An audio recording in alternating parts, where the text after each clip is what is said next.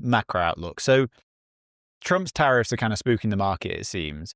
How much of an impact do you think that has had on Bitcoin's price movement? And I really like the idea of Bitcoin being this, obviously it trades 24/7 all across the world. It's highly liquid. And so it's always the first and the fastest thing to move. So it always sells off first and it sells off the most.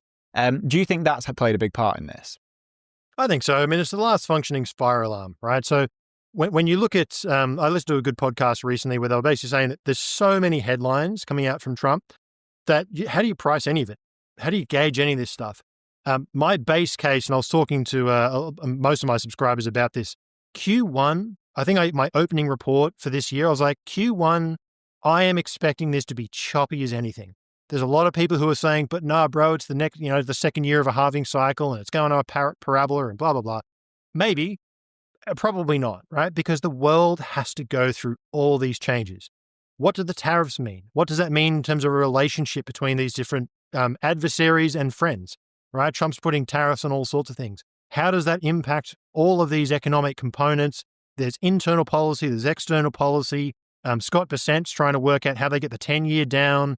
The dollar's too strong. So you've got these are really, really big puzzle pieces. And, I was talking to Travis Kling the other day and, all these, they're kind of competing issues, right? If you've got a strong dollar, that's going to go against onshoring all the, industry back to America. But then you also have to manage the treasury market, which we know that some other countries may or may not want to buy as many bonds as they previously have. There's ideas floating around of like century bonds. Like these are really big problems to solve. It's just not going to be clean sailing. So I'm generally of the view that 2025 is going to be a good year. That's why in that table, I think that Bitcoin's going to have, I think we get to 120. I think 150 is still well and truly on the table. And actually, when the price comes down like this, you can start to lift those levels because at the end of the day, you've now got more coins held by stronger hands at lower prices. But it's just not going to be a straight shot. It's just not going to go straight up forever. And too many people, I think that's actually you asked at the beginning, why is sentiment so cooked?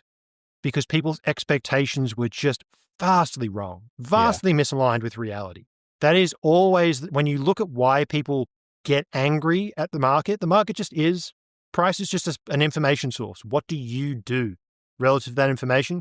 If your expectations are completely misaligned with reality, or your time frame, and they're kind of one and the same thing, Bitcoin's going to go up. Yes, it's a great asset. It's going to go up forever.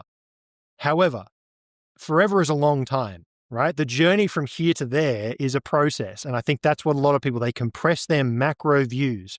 The big print is coming, right?